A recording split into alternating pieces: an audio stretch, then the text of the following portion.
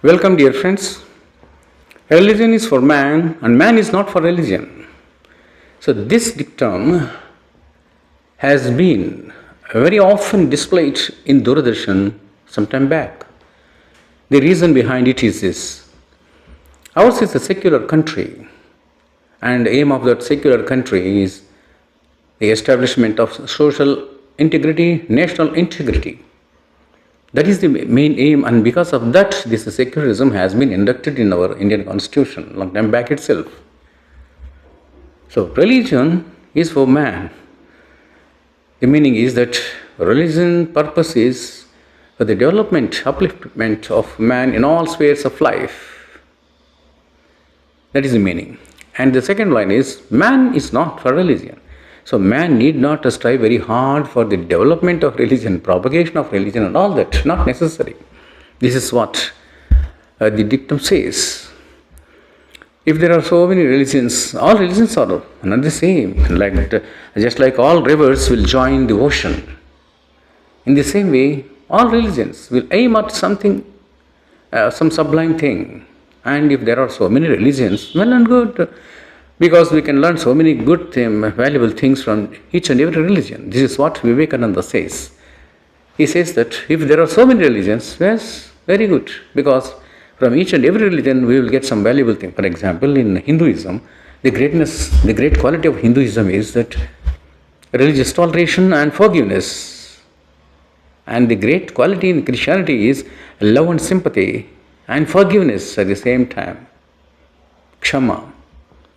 Because of that, at the time of crucifixion, Jesus Christ says, Father, forgive them because Father, forgive them for they know not what they do there, what they are doing, they don't know. Please excuse them, pardon them. It's one of the best quotations in the Bible.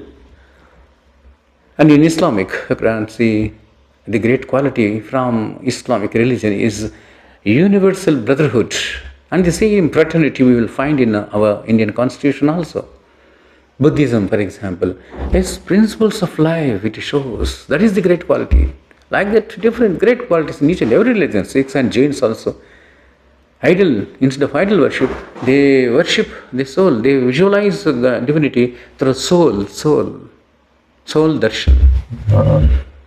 And that is so totally.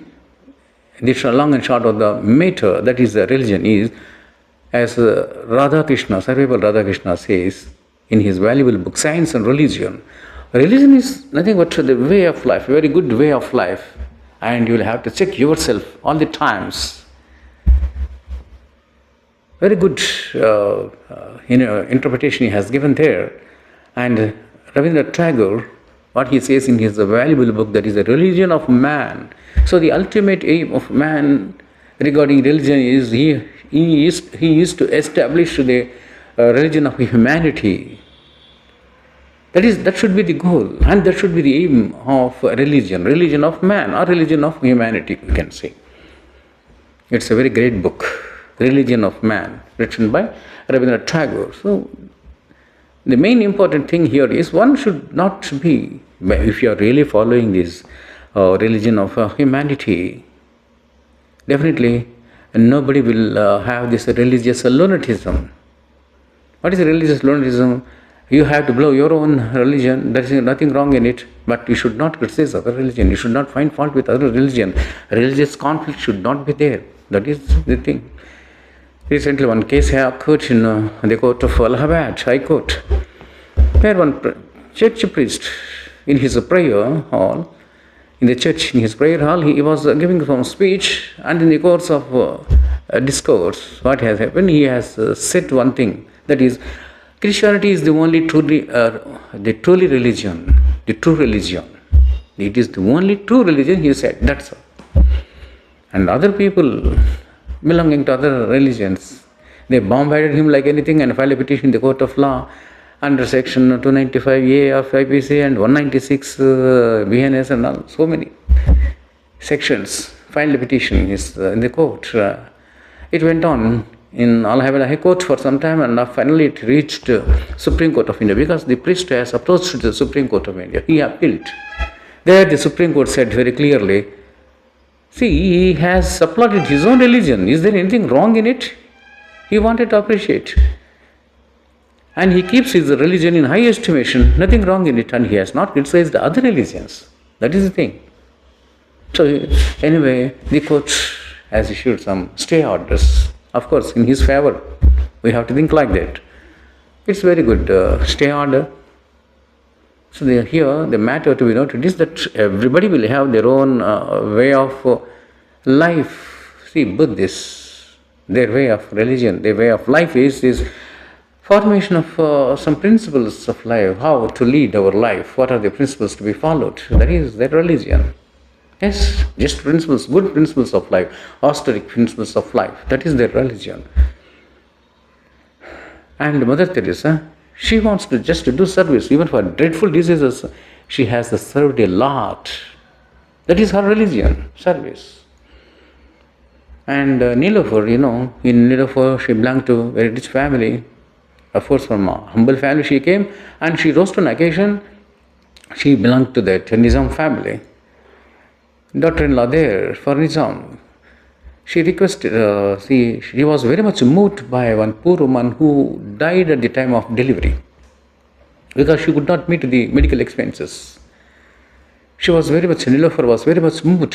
When Nilofer is the richest woman, at the same time, the most beautiful, one of the most beautiful women in the world. But she has a very great heart. She begged Nizam for the construction of a very great hospital. There is Nilofer Hospital in Hyderabad now. Still it's going on, working.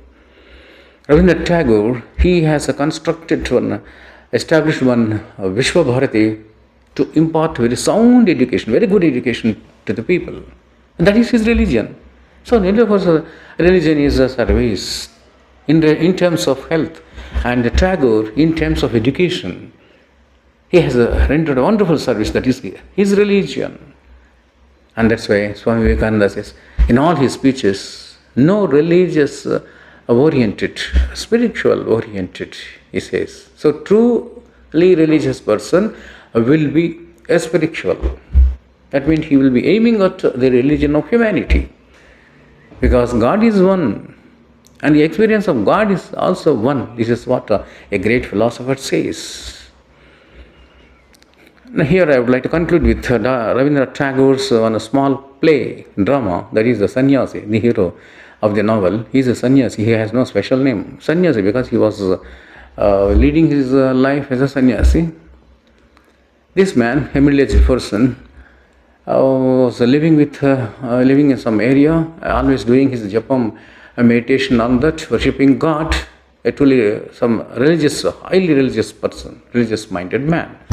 And that was one Vasanti, a young girl of a 13 or 14 years girl, was always serving this sannyasi. And she was very much allured and attracted by his love and affection, just like father. And he was also moved by the affection of this girl, and he treated her as a daughter. So it went on, this affinity went on for a long time because she was always serving him as a servant and as a daughter.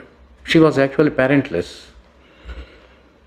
But one day, what happened? This sannyasi, oh my God, this affinity, relationship, attachment, human attachments and all are great hurdles to my religion, religious life. That means worshipping God, always doing these rituals in order to have mukti or moksha, that is salvation. He thought like that. So better to go to some other far-off land. So far-off land one day, midnight, without the knowledge of this girl, innocent girl, he left for far-off land, far away from the madding crowd like that. There, under some tree, he was doing his japam and all that with saffron dresses. And somehow all other people in the neighborhood, they will be coming, hovering around him, thinking that he was a great monk, sage or saint. After some time, what happened? This sannyasi just he was always looking at the bhaktas, devotees. Among the devotees, there will be wife and husband, parents, children, brothers, like that. he will be observing, very keenly he will be observing, oh, what kind of affection they have, the humanity, what a human bond they have. He was very much moved by looking at the human affinity, human affection, love and affection of the people. Means wife and husband, brother and brother, parents and children, how they are moving and all that. Immediately he was recollecting this Vasanti, that girl whom he has already left behind. So one day night, he was recollecting that, unable to tolerate, unable to put up that soul-stirring emotions. Immediately he left. He wanted to go back to Vasanti and to live with her there itself by doing meditation and all that. But unfortunately, she was dead. Only to see her dead body, he went there. Then he realized, oh, all the times I had been under self-deception, deceiving myself, self-deception, and on the occasion, on the eve of that death, and seeing the dead body of that person. Now he realized, that is self-realization. What is what? So not in, it is the real religion or the real spirituality lies not in life negation, but in the life affirmation. We have to live amidst the people, love and affection, human love, care, affection between wife and husband, between father, parent and children, and all that. So we have to enjoy these. Living amidst these affections, human love and affection, we can do our meditation also, nothing wrong in it. This is what he realized, self-realization. And that's why Swami Vivekananda says, I will conclude with that Vivekananda's sentence, and that is, we can understand God only when we understand our soul. So without understanding our own soul, we can't visualize God, divinity. So what your soul says, what your soul preaches, something good, something valuable, and that is true religion. Religion of humanity, religion of man. This is the interpretation of religion is for man and man is not for religion. Thank you very much.